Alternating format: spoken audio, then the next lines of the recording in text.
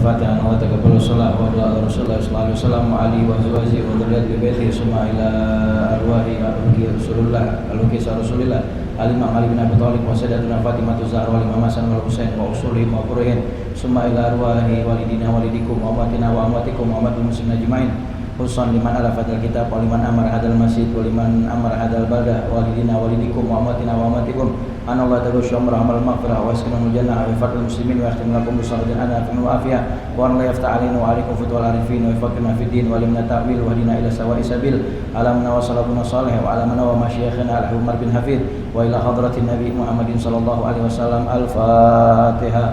A'udzu billahi minasyaitonir rajim. Bismillahirrahmanirrahim. Alhamdulillahi rabbil alamin arrahmanir rahim maliki yaumiddin.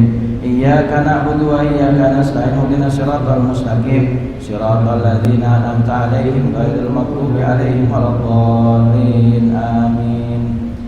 Assalamualaikum warahmatullahi wabarakatuh.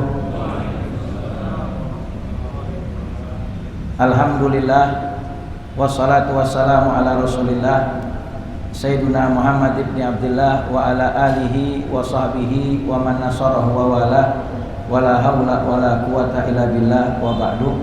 Rabbi ishrah li sadri wa yassir li amri wa hlul 'uqdatam min lisani yafqahu qawli wa qul rabbi zidna ilman warzuqna fahman subhanaka la ilma lana illa ma 'allamtana innaka antal alimul hakim. Ya Fattah ya alim ya Fattah ya alim iftah alal hadirin futuhal arifin wa faqihna fid din wa alimna ta'wil wahdina ila sawa'i sabil. Allahumma inna na'udzubika min ilmin la yanfa wa qalbin la yakhsha wa amalin la yurfa wa du'ain la yusma wa na'udzubika min haula'il arba. Wa sallallahu ala sayyidina Muhammadin nabil ummi wa alihi washabihi wasallam walhamdulillahi rabbil alamin. Hadratul muhtaramin wal muhtaramat, segenap jamaah kaum muslimin wal muslimat, jamaah majlis taklim malam Rebo ba'dal maghrib Masjid Jami' Asyakirin Cipinang Bali Kalimalang Jakarta Timur, yang insyaallah kita semua senantiasa dirahmati dan diampuni segala dosa kita oleh Allah Subhanahu wa taala. Para alimil ulama, para masyayikh, para sesepuh, tokoh masyarakat, tokoh agama, para hujaj, wabil khusus Ketua DKM Masjid Jami' Asyakirin beserta seluruh jajarannya, mata'an Allah bituli hayatihim amin wa nafa'ana bi ulumihim amin ya rabbal alamin. Alhamdulillah wa syukrulillah, pada kesempatan malam yang penuh barakah ini seperti biasa di malam Rebo ba'dal maghrib kita istiqomah, diberikan kemudahan oleh Allah Subhanahu wa taala untuk bisa duduk di taman sorga di majlis ilmu.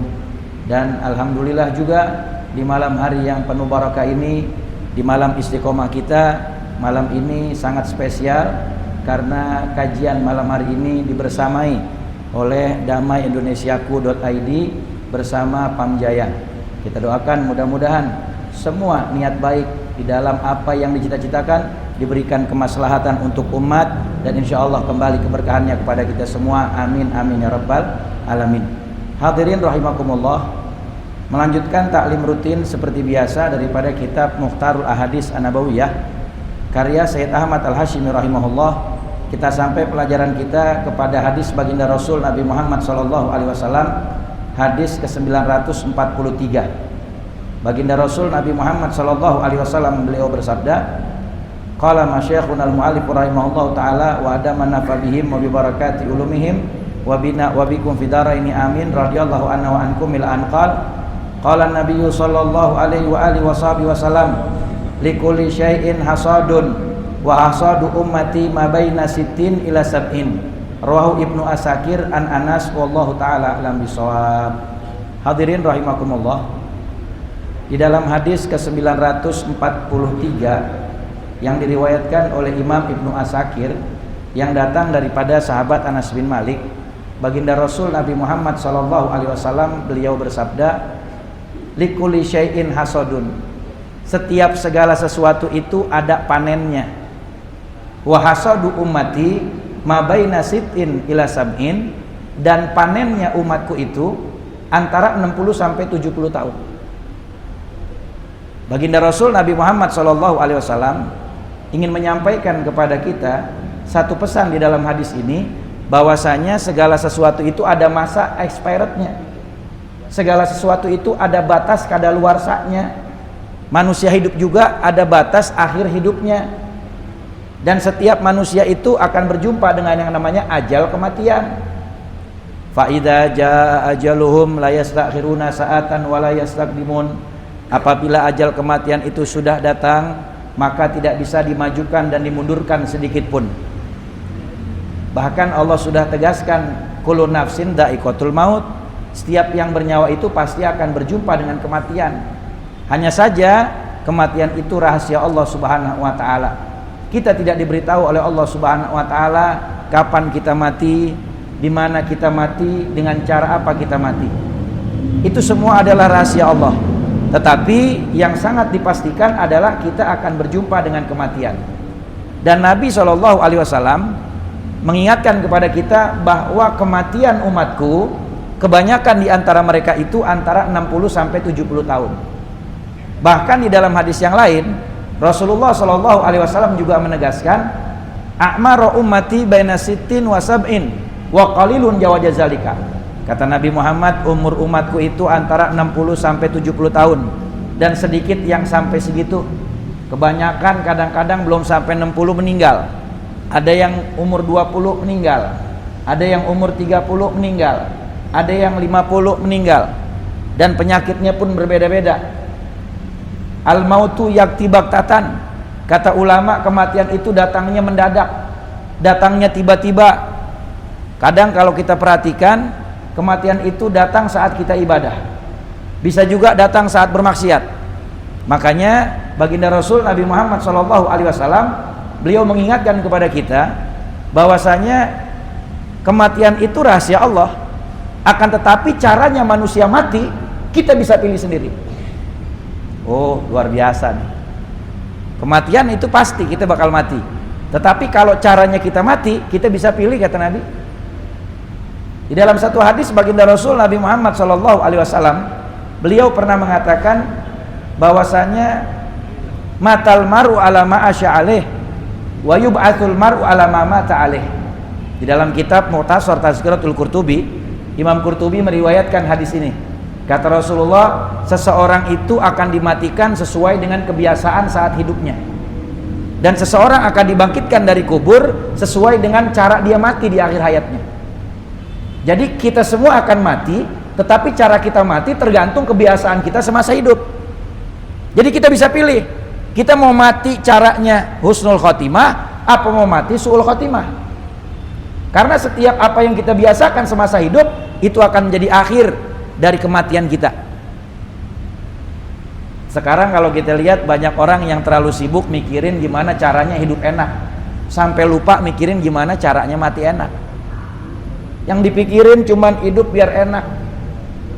Dia pengen punya ini, pengen punya itu, nggak mau kesaingan sama orang lain, tapi mereka nggak pikirin gimana caranya mati enak. Jangan sampai di saat kita lagi sibuk ngejar dunia, tahu-tahu meninggal dunia. Na'udzubillah min dzalik. Makanya kematian ini sesuatu yang dirahasiakan oleh Allah Subhanahu wa taala. Maka kita yang menentukan bagaimana cara kita mati. Maka biasakan semasa hidup kita melakukan kebaikan, melakukan amal soleh, mengerjakan sholat, membaca Al-Quran. Berapa banyak orang-orang soleh yang meninggal dalam keadaan ibadah. Banyak di antara para sahabat baginda Rasul Nabi Muhammad SAW, di antara mereka ada yang wafat dalam keadaan sholat, ada yang wafat saat berjihad di medan perang, ada yang wafat ketika berpuasa sunnah, ada yang wafat saat baca Al-Quran.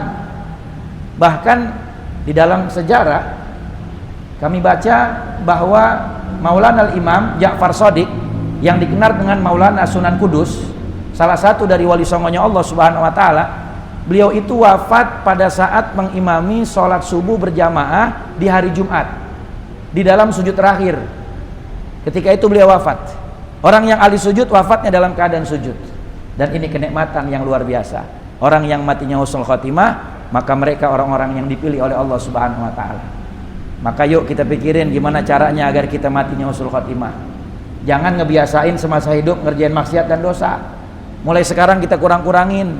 Ada satu riwayat di dalam kitabnya Al-Imam Ghazali, di dalam kitab Mukasyafatul Qulub, beliau meriwayatkan satu hadis baginda Rasul Nabi Muhammad SAW, man balagha umruhu arba'ina sanatan walam yaglib khairahu syarrahu falyataza'as ilan nar. siapa orang yang umurnya sudah sampai 40 tahun tetapi kebaikannya masih belum bisa dikalahkan juga, tetap lebih banyak dosanya ketimbang kebaikannya. Padahal umur udah 40 tahun tetapi lebih banyak dosanya ketimbang amal solehnya, maka kata Nabi, siap-siap dia akan dilemparkan ke dalam nerakanya Allah Subhanahu wa taala. Hati-hati. Makanya mesti banyak ngerem-ngerem kalau umur udah 40, apalagi udah lebih. Apalagi saya lihat di sini kebanyakan jamaah Masjid Asyakirin generasi wal asri. Ya, yang kalau di Quran udah mau hatam. Ya, maka mesti banyak-banyak siapin bekal kita buat berjumpa dengan kematian. Emang kenapa Ustadz? Kalau orang membiasakan diri maksiat, takutnya dicabut nyawa dalam keadaan maksiat.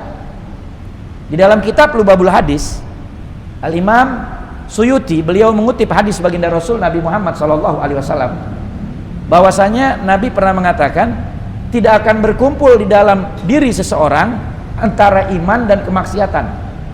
Ketika seseorang beriman, dia nggak akan bermaksiat. Ketika dia bermaksiat, saat itu di hatinya sedang tidak beriman kepada Allah. Makanya kata Nabi di dalam hadis yang lain, iman itu bisa lepas dari tubuh seseorang ketika dia bermaksiat kepada Allah, sebagaimana lepasnya baju dari badan seseorang. Dan naudzubillah, saat iman itu terhempas ketika sedang bermaksiat, malaikat datang mencabut nyawa kita, maka kita akan mati su'ul khotimah. Naudzubillah min dzalik. Makanya pesan Nabi ini penting. Umur antara 60 sampai 70. Beda kalau umat sebelum Nabi Muhammad. Umat sebelum Nabi Muhammad, orang-orang Bani Israel, umur mereka panjang-panjang. Nabi Allah Adam alaihissalam umurnya 500 tahun. Nabi Allah Sis alaihissalam putranya Nabi Adam umurnya 700 tahun. Nabi Allah Nuh alaihissalam umurnya 1000 kurang gocap, 950 tahun. Orang-orang sebelum Nabi Muhammad Bani Israel umurnya panjang-panjang.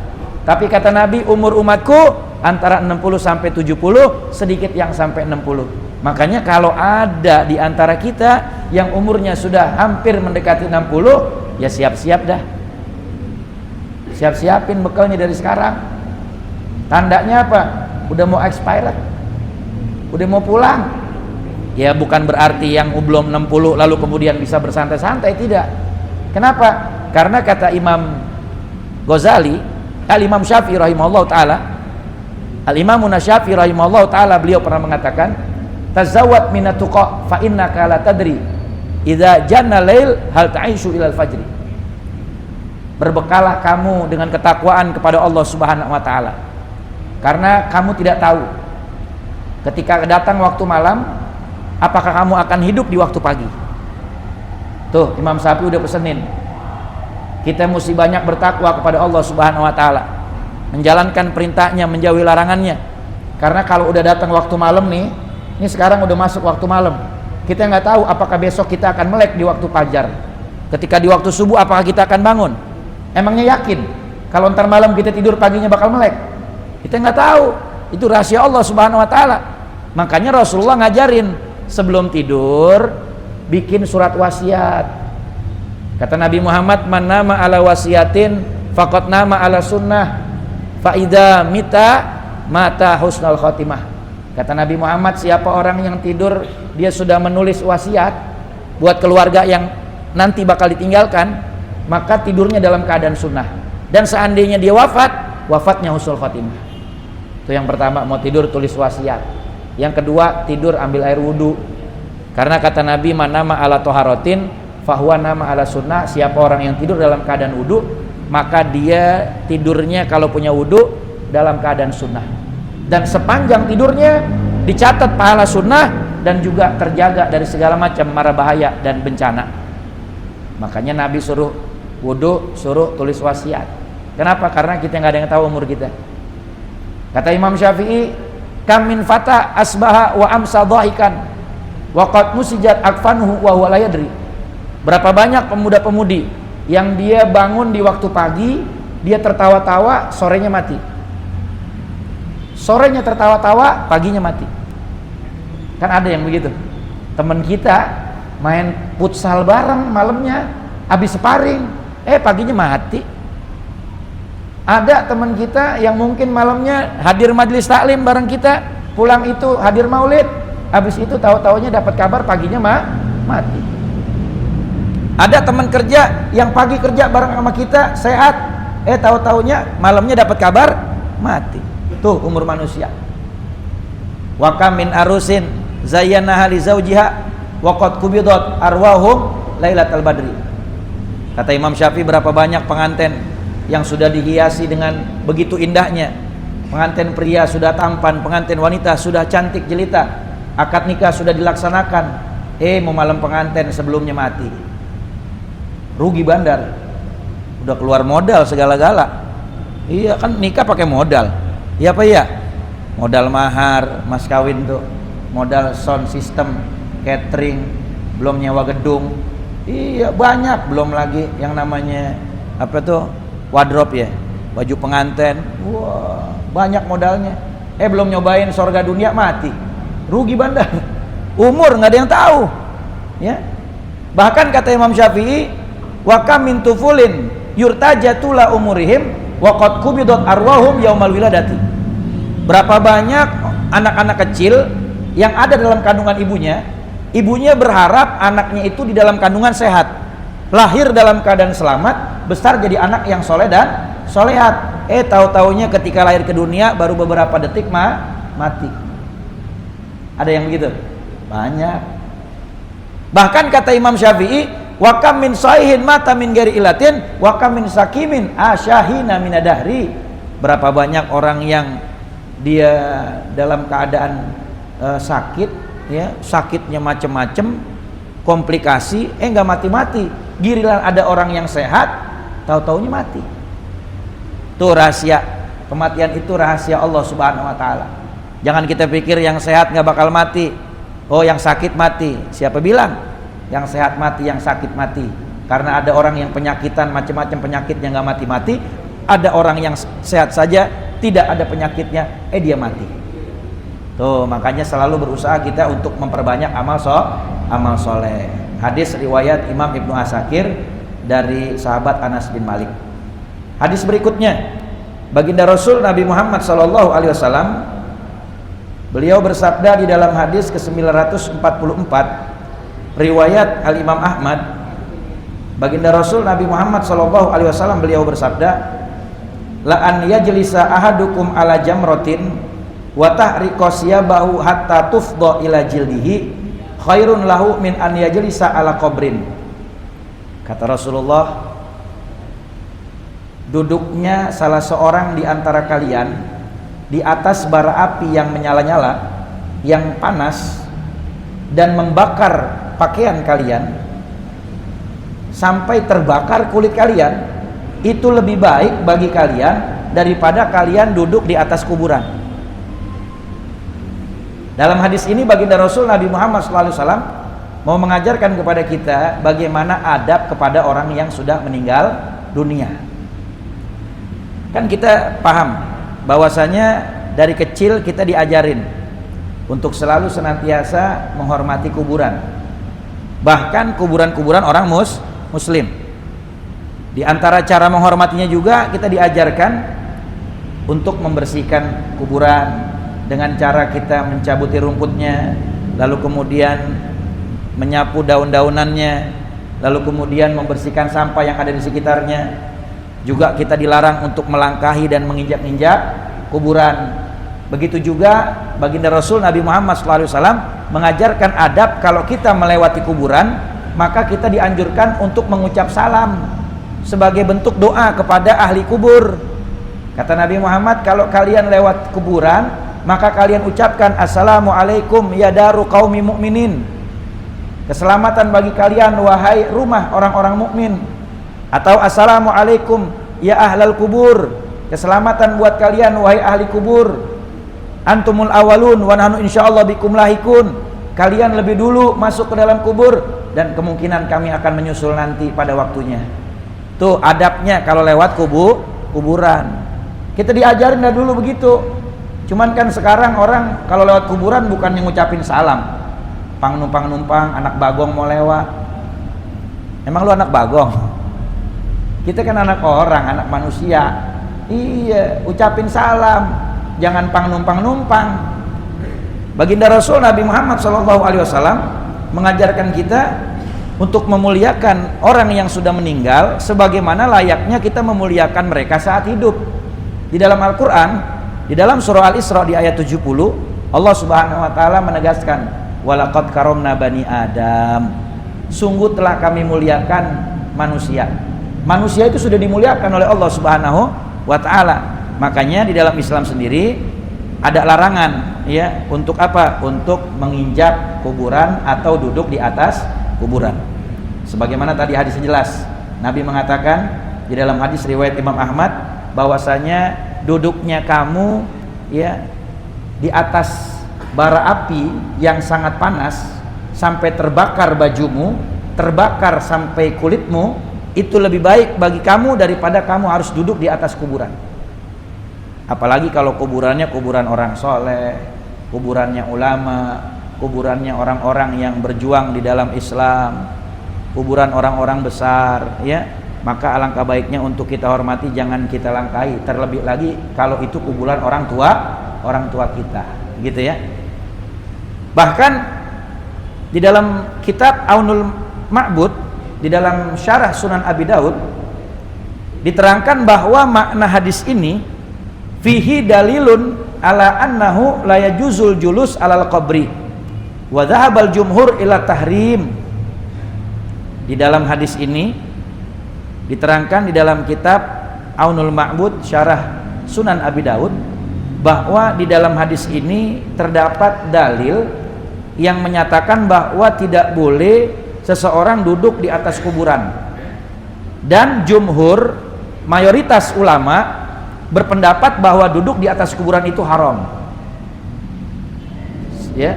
Sebagian mayoritas ulama, jumhur, ya, jumhur itu mayoritas para ulama, mereka berpendapat bahwa duduk di atas kuburan ila tahrim, hukumnya haram, nggak boleh, ya. Bahkan Al-Imam Nawawi rahimahullah ta'ala di dalam syarah Sahih Muslim, beliau mengatakan wa qala ashabana wal qu'udu alaihi haramun wa kadzal istinad ilaihi wal ittika'u alaih. Kata Imam Nawawi bahwa ulama dari kalangan kami, yaitu dari kalangan Syafi'iyah, mereka berpendapat bahwa duduk di atas kuburan itu hukumnya haram. Begitu juga bersandar di kuburan juga haram, bertumpu kepada kuburan juga haram. Sakingnya kita diajarkan untuk adab kepada kuburan, ya. Bahkan Al-Imamul Khatib di dalam kitabnya Muqnil Muhtaj, beliau menjelaskan di dalam juz pertama di halaman 354, wala yajlisu alal qabril muhtaram wala yattaka alaih wala yastanida ilaih wala yuta'a alaih illa li darurah. Dan jangan sekali-kali, kata Imam Al-Khatib dalam kitab Muqnil Muhtaj, jangan sekali-kali kamu duduk di atas kuburan yang terhormat, orang-orang soleh, ulama, wali min auliyaillah, jangan kamu sekali-kali duduk di atasnya. Kuburan orang tua, jangan bersandar dan bertumpu di atasnya, dan tidak boleh juga kamu untuk menginjaknya illa lidoruratin, kecuali kalau karena ada hajat yang darurat, ya, karena ada kebutuhan yang memang tidak bisa dihindari, ya.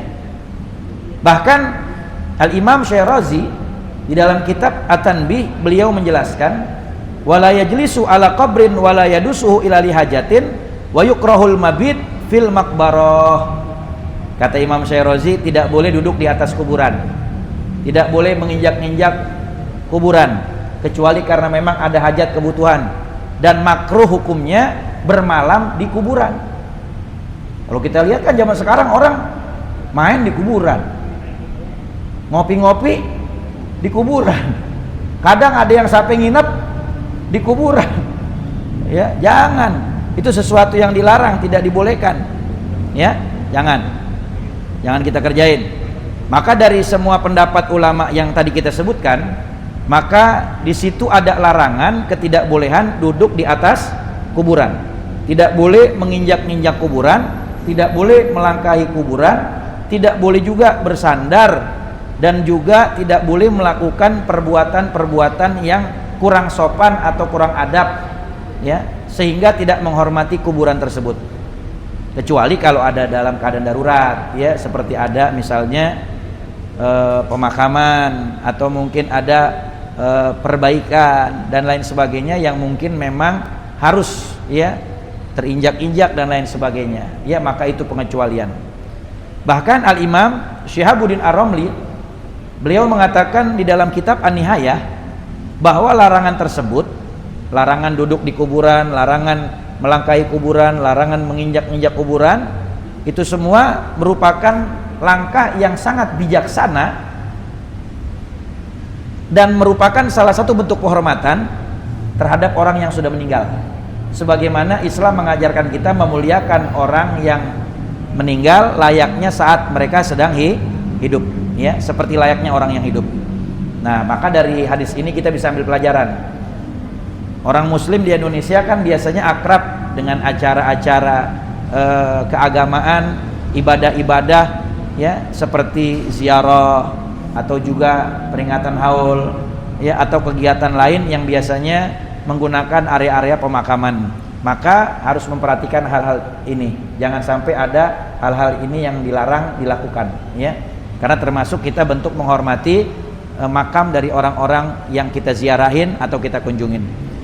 Begitu juga orang-orang yang suka dagang di sekitaran kuburan atau di pemakaman, ya, mungkin ada yang dagang di pinggir-pinggir pemakaman, di kuburan dan lain sebagainya, seperti menjual bunga, menjual kembang dan lain sebagainya. Nah, itu juga mesti diperhatikan. Sampahnya jangan dibuang sembarangan, jangan dipakai buat tempat duduk, apalagi buat bermalam dan lain sebagainya. Tidak dianjurkan, ya.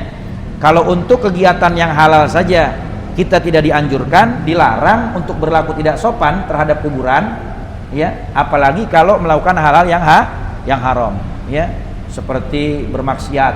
Zaman sekarang kita bisa temukan ada orang main judi di atas kuburan, ya, judi sanggong, judi remi, judi poker, judi online sekarang, ya, ya, pada main di atas kuburan. Jangan, nggak boleh. Atau mungkin yang bermaksiat di atas kuburan seperti pacaran, berzina di atas kuburan. Nauzubillah, banyak kejadian orang berzina di atas kuburan matinya gancet, ya. Nauzubillah min dzalik. Hati-hati, ya. Pokoknya hal-hal yang begitu jangan kita kerjain. Nabi udah larang, ya. Kata Nabi, lebih baik kamu duduk di atas bara api yang panas, terbakar kamu punya pakaian, terbakar kamu punya kulit, ya, daripada kamu duduk di atas kuburan, begitu, ya. Hadis riwayat Imam Ahmad. Hadis berikutnya, baginda Rasul Nabi Muhammad SAW, beliau bersabda di dalam hadis berikutnya, kata Nabi SAW, la yu'minu ahadukum hatta yuhibba li akhihi ma yuhibbu li nafsihi. Kata baginda Nabi SAW, tidak sempurna iman salah seorang di antara kalian sampai kalian itu mencintai saudaranya seperti kalian mencintai diri kalian sendiri. Kalau kita perhatikan hadis ini memberikan pelajaran kepada kita tentang bagaimana kita mencintai orang lain seperti kita mencintai diri kita sendiri. Semua makhluk hidup, apakah itu manusia ataupun hewan, semua memiliki rasa cinta. Yang penting cintanya berbalas. Yang jadi masalah adalah kalau cintanya bertepuk sebelah tangan. Makanya jangan menanamkan cinta kepada sesuatu tidak karena Allah. Kalau cintanya tidak karena Allah, pasti akan kecewa. Tapi ketika kita cinta kepada sesuatu karena Allah, ketahuilah Allah tidak pernah membalas hampa kepada cinta seorang hambanya. Karena cinta kepada selain Allah itu terkadang tidak terbalaskan, terkadang tidak bersambut.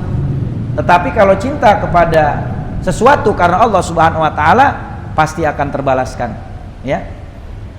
Nah, yang jadi masalah kalau cinta nggak terbalaskan, biasanya yang timbul di dalam hati adalah kebencian, timbulnya permusuhan. Dan kalau kita pahami, sebenarnya persoalan apa saja yang kita hadapi, mau itu persoalan pribadi, persoalan masyarakat umum, persoalan politik, persoalan negara, semuanya itu bisa diselesaikan dengan cinta. Karena Islam ini adalah agama yang penuh dengan cinta. Baginda Rasul Nabi Muhammad SAW mengajarkan kepada kita untuk saling mencintai karena Allah Subhanahu wa taala dan mencintai orang lain seperti engkau mencintai dirimu sendiri. Makanya di dalam hadis ini riwayat daripada Al-Imam Bukhari dan Imam Muslim, baginda Rasul Nabi Muhammad SAW beliau mengatakan, la yu'minu ahadukum hatta yuhibba li akhihi ma yuhibbu li nafsihi. Tidak sempurna iman seseorang di antara kalian sampai dia itu mencintai saudara lainnya sebagaimana dia mencintai dirinya sendiri. Lihat, kalau kita bicara tentang masalah cinta, maka kita akan temukan semua agama itu mengajarkan hal yang sama, bahwa kita dianjurkan untuk saling mencinta. Dan cinta dimaksudkan di dalam hadis ini oleh Rasulullah adalah kita harus berkurban, ya, mengorbankan, ya, diri kita untuk orang lain. Di dalam hadis ini, la yu'minu ahadukum hatta yuhibba li akhihi ma yuhibbu li nafsihi, Nabi mengajarkan kita harus rela berkorban untuk orang lain sebagaimana kita rela berkorban untuk diri kita. Tetapi kita nggak bisa tuh memperlakukan, ya, orang lain tersebut sama dengan memperlakukan diri kita. Ini yang jadi masalah. Makanya terkadang apa? Terkadang kita suka membalas kebaikan orang dengan keburukan. Padahal harusnya selalulah berbuat kebaikan kepada siapapun, walaupun kepada orang yang jahat kepada kita. Karena Nabi SAW mengajarkan agar kita selalu berbuat baik kepada siapapun, sekalipun kepada orang yang zalim kepada kita. Kalau kita nggak bisa berbuat baik kepada orang lain, bagaimana? Maka kita bisa berusaha untuk mencoba merenungkan bahwa kita ini mencintai diri kita. Begitu juga dengan orang lain. Jangan sampai kita mencaci maki orang padahal kita nggak mau dicaci maki. Jangan sampai kita menghina harga diri orang tetapi kita tidak mau dihina oleh orang lain. Maka penting sekali bicara masalah saling mencintai karena Allah Subhanahu wa taala. Ya, jangan sampai kita merugikan orang lain. Intinya kalau misalnya kita tidak bisa memberi kepada orang, jangan kita merugikan orang lain.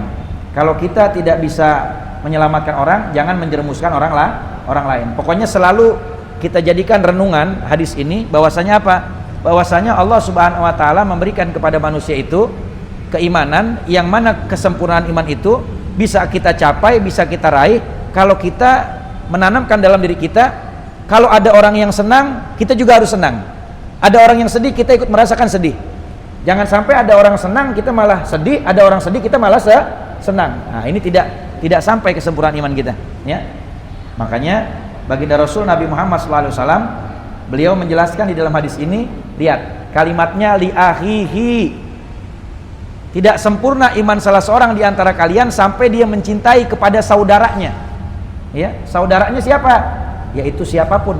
Mau dia orang Islam, mau di luar Islam, mau beda akidah, kita harus saling mencintai karena Allah Subhanahu wa taala. Ya, sebagaimana kita menginginkan kebahagiaan, maka kebahagiaan itu juga jangan sampai tidak dirasakan oleh orang lain. Sebagaimana diri kita nggak mau sedih, jangan juga sampai kesedihan itu dirasakan orang lain. Wallahu a'lam bishawab. Insyaallah manfaat di dunia wal akhirah. Insyaallah pada pertemuan berikutnya kita akan masuk kepada hadis yang bicara tentang hukum memaksa orang sakit makan.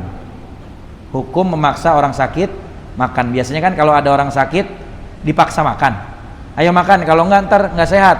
Bagaimana hukumnya pada kesempatan yang akan datang? Ya, juga bicara tentang masalah larangan perempuan yang sedang masa idah apa saja. Insyaallah pada pertemuan yang akan datang. Kalau ada yang mau bertanya silakan. Tafadhol, di dalam tema atau di luar tema silakan. Silakan.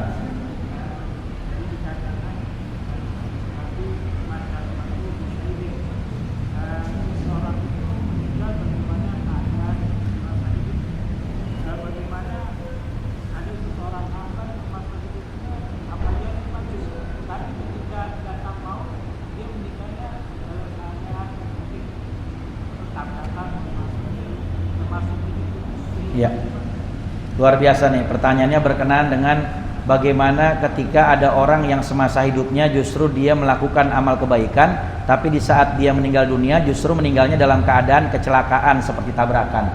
Begini, Al-Imam Ghazali rahimahullah ta'ala, beliau mengatakan di dalam kitabnya Al-Ihya, Begitu juga Al-Imam Qurtubi di dalam kitab Mukhtasar Tazkiratul Qurtubi, bahwa di saat kita melihat ada orang yang meninggal dunia, maka berbaik sangkalah dengan kematian mereka. Karena bisa jadi kematian yang terjadi pada seseorang yang kita lihat secara zahirnya itu adalah orang yang selalu mengerjakan amal soleh, tetapi di akhir hayatnya harus meninggal dalam keadaan tabrakan, maka bisa jadi tabrakan yang Allah berikan itu salah satu penyebab Allah jadikan penghapus dosa selama dia hidup. Karena di saat manusia hidup kita nggak ada yang tahu. Ada orang yang beramal soleh bisa jadi dia punya zahirnya nampak seperti itu, tapi batinnya dia mungkin ibadahnya nggak karena Allah. Bisa jadi mungkin melakukan kemaksiatan yang tidak diketahui banyak orang. Tapi karena memang dia semasa hidupnya terlihat banyak melakukan kebaikan, maka Allah teramat sayang kepada dia. Allah nggak pengen dia mati dalam keadaan membawa dosa. Maka di dalam satu hadis di dalam kitab Mutar Hadis Nabawiyah, Nabi katakan, ketika ada hambaku yang dia memiliki banyak dosa, tetapi aku teramat rahmat dan sayang kepadanya karena tidak ada kebaikan yang bisa menghapuskan kesalahannya, maka aku berikan kematian yang sulit di akhir hayatnya. Bahkan ada yang sakit berkepanjangan, sehingga kematian yang sulit itu menjadi penghapus bagi dosa-dosa yang pernah dia lakukan. Dan perlu kita ketahui bahwa di dalam satu hadis Nabi katakan, orang yang wafat dalam keadaan tenggelam, tabrakan, dalam keadaan kecelakaan lain seperti kebakaran ya, atau gempa bumi, itu termasuk orang yang syahid dunia, termasuk orang yang mati syahid dunia ya. Makanya kita berbaik sangka dengan mereka, mudah-mudahan jadi penghapus dosa dari Allah Subhanahu wa ta'ala, dan selalu berbaik sangka dalam keadaan kematian siapapun yang kita saksikan. Pertanyaan berikutnya silakan ya, semoga. Ini dua tema sih, ingin nanya masalah air sih kan, di rumah pakai motor, kalau siang-siang ini suka panas gimana sifat airnya itu jadi gimana pas kena matahari kotoran, air pas kita kuning panas Ya, bicara masalah hukum air, kalau kita berwudu dari air yang panas ya, kalau di dalam toran itu ada penutup di atasnya, maka tidak menjadi masalah ya, dibolehkan saja. Yang tidak dibolehkan di dalam fikih itu adalah menggunakan ma'ul musammas, air yang langsung terkena sinar matahari. Kalau air yang langsung terkena sinar matahari tanpa ada penghalang penutup, maka itu makruh hukumnya dipakai untuk melakukan wudu, mandi dan lain sebagainya. Kenapa? Karena air yang langsung terkena sinar matahari, maka itu yurisul baros, dapat menyebabkan penyakit belang pada kulit. Makanya ulama nggak nganjurin buat pakai yang kena air langsung dari matahari. Tapi kalau memang sudah diademkan atau didinginkan ya, atau matahari sudah dalam keadaan lengser ya, maka boleh pergunakan ya, nggak jadi masalah begitu ya. Itu kalau bicara masalah hukum air musammas. Ada pertanyaan lagi yang lain silakan.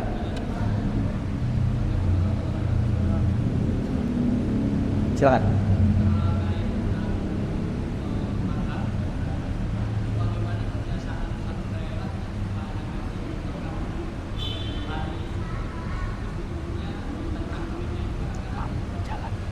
Apa tadi? Coba ulangin pertanyaannya.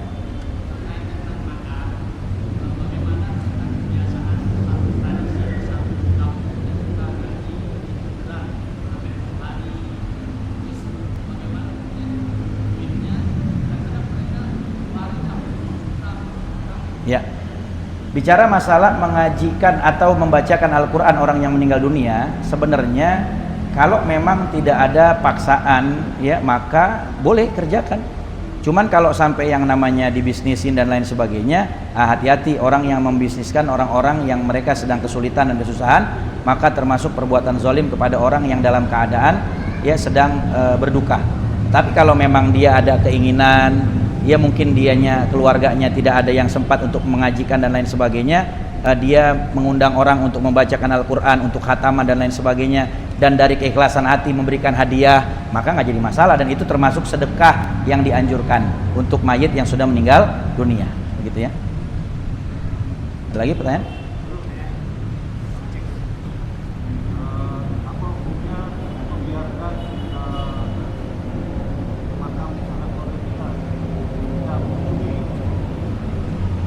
Apa hukumnya kita membiarkan ada makam keluarga yang terbengkalai kita nggak ziarahin? Kata Nabi Muhammad, mal mayyitu fi qabri ila kal gharikil mugawis. Mayit di dalam kubur itu teramat menjerit meminta pertolongan kepada orang yang hidup seperti layaknya orang yang tenggelam di dasar laut meminta pertolongan kepada orang yang di daratan, tetapi mereka tidak mendengar. Nah, mereka butuh kepada doa kita. Laula du'aul ahya lahalakal amwat. Kata Imam Nawawi, kalau bukan karena doa orang yang hidup, maka orang yang mati celaka. Jadi sangat kita butuh sekali untuk mendoakan mereka, begitu ya. Terakhir nih ya.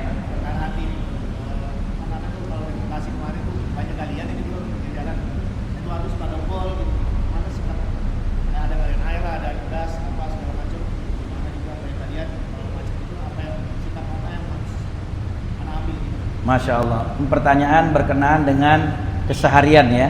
Berangkat kerja dari Bekasi ke Jakarta, di jalan menghadapi fenomena macet, ternyata ketika dilihat ada galian-galian, apakah itu galian kabel, apakah galian gas, galian air ya, dan lain sebagainya. Sikap apa yang harus kita lakukan? Begini, Allah Subhanahu wa Ta'ala menciptakan manusia itu memang di dunia untuk selalu senantiasa bersabar dan bersyukur. Karena orang hidup di dunia ini dilahirkan, pada saat manusia lahir sudah dia diuji. Makanya lihat anak bayi ketika lahir nggak ada yang ketawa, nggak ada yang nyengir, semuanya nangis. Kenapa? Karena dia membayangkan bagaimana betapa sulitnya, dahsyatnya ujian dunia. Makanya kalau ada seseorang mencari ketenangan di alam dunia, itu dia mencari sesuatu yang mustahil yang bisa dia dapatkan. Kenapa? Karena ketenangan gak diciptakan oleh Allah Subhanahu wa Ta'ala di dunia. Ketenangan nanti di surganya Allah Subhanahu wa Ta'ala. Makanya hidup itu penuh dengan ujian. Jangan kata orang jalan dari Bekasi ke Jakarta macet, ketemu galian air, galian listrik, galian kabel ya. Kadang kita kalau keluar dari rumah aja, kita suka melihat ada sesuatu, mungkin gangguan di jalan kita. Ada mungkin lubang di jalan, ada mungkin juga orang pasang batu di pinggir jalan dan lain sebagainya. Maka sikap yang harus kita lakukan adalah kita bersabar dengan ujian yang diberikan oleh Allah Subhanahu wa Ta'ala ya. Nah, kalau kita ketahui mereka juga kan memang melakukan hal tersebut bukan karena tidak ada kepentingan, tetapi karena memang ada kepentingan untuk bersama ya. Misalnya ada galian kabel listrik atau gas atau juga air, itu kan kepentingannya buat kita semua ya. Buat apa? Untuk sampai listrik kepada kita atau mungkin ke tempat-tempat yang lain, sampainya gas kepada tempat-tempat yang membutuhkan, sampainya juga air yang bersih ya, yang nantinya akan berguna buat kita berwudu, buat kita mandi hadas, buat kita melangsungkan kehidupan. Karena air itu penting. Kata Allah Subhanahu wa Ta'ala, wa ja'alna minal ma'i kulla syai'in hayy, dan kami jadikan dari air itu segala sesuatu menjadi hidup. Kata Al-Imam Qurtubi di dalam kitab tafsir, juga Imam Qatadah menjelaskan bahwa makna air di dalam ayat tersebut, kata Allah Subhanahu wa Ta'ala, ada 3 makna. Yang pertama adalah maknanya annahu khuliqa kulla syai'in minal ma'. Allah Subhanahu wa Ta'ala menciptakan segala sesuatu itu dari air asalnya. Itu makna ayat tersebut. Yang kedua, maknanya adalah hufidhu haya kulla syai'in bil ma'. Kehidupan ini berlangsung, terjaga, bisa terkendali dan aman, dan menjadikan sumber kehidupan dengan sebab adanya air. Yang ketiga, kata Imam Tobari ya, dan juga Al-Imam Qatadah, bahwa makna ayat ini adalah wa ja'alna min ma'is sulbi kulla syai'in hayy. Kami ciptakan manusia dari air sperma. Jadi ada 3 pendapat ulama, makanya air itu penting. Jadi kalau kita menyaksikan adanya yang namanya gangguan seperti itu di jalan, ada galian-galian seperti itu, ya kita bersabar aja. Karena tujuannya untuk kemaslahatan umat bersama ya. Nah, mereka juga ada tugas yang harus dikerjakan, dan juga jangan sampai tidak amanah dengan tugas yang dikerjakan sehingga memakan waktu lama, terbengkalai, dan justru malah menyebabkan apa? Gangguan kepada pengguna jalan. Tapi selama itu semua bisa ya dikerjakan dengan maksimal ya, lalu kemudian juga disampaikan kepada para pengguna jalan bahwasanya memang ini sesuatu yang harus dilakukan, maka insya Allah dengan bersabarnya kita jadi pahala lagi dari Allah Subhanahu wa Ta'ala. Kenapa? Pegangan kita satu hadis Nabi. Kata Nabi Muhammad, ajibtu bi amril mu'min. Aku terkagum-kagum dengan keadaan orang beriman, kata Nabi. Kenapa? Di saat dia dapat nikmat, dia bersyukur, maka dia mendapatkan pahala dari Allah Subhanahu wa Ta'ala. Di saat dia dapat musibah, dia bersabar, maka dia dapat pahala dari Allah Subhanahu wa Ta'ala. Jadi senangnya kita dapat pahala, susahnya kita dapat pahala. Yang penting kalau dapat kesenangan kita syukur, kalau dapat musibah gangguan kita sabar, maka semuanya dapat pahala dari Allah Subhanahu wa taala. Wallahu a'lam bishawab. Insyaallah manfaat di dunia wal akhirah. Terakhir. Di sini terkait dengan apa yang telah disampaikan oleh tadi bahwa melangkah di menginjak makam itu adalah bagaimana dulu kalau yang makam itu ada aturan tapi buat tempat parkiran mobil. Ya. Itu bagaimana? Nah, ini masalah yang sangat fenomena terjadi di zaman sekarang ya. Kalau kita lihat bagaimana hukum orang yang menjadikan kuburan sebagai lahan parkir, kuburannya diratain, dijadiin lahan parkir, atau kuburannya diratain, dibikin kontrak-kontrakan, atau kuburannya diratain, dijadiin tempat-tempat yang mungkin bisa meraup keuntungan dunia. Maka di dalam fikih itu hukumnya termasuk perbuatan zalim dan termasuk sesuatu yang dilarang di dalam syariat. Ya, nggak boleh. Ya, jangan. Ya, kita melangkahi, duduk, bersandar, menginjak saja dilarang, apalagi sampai kita jadiin kontrakan, jadiin kos-kosan, ada yang dijadiin lahan parkir, tanggung jawab di akhirat. Ya, wallahu a'lam bishawab. Ini maaf nih guru ya, bukan di sini Pak. Iya, bukan orang sini, orang sono. Ya, cuman saya tanya sama orang sono pindahan dari sini. Wallahu a'lam bishawab. Ya Rabbana tarafna bi annana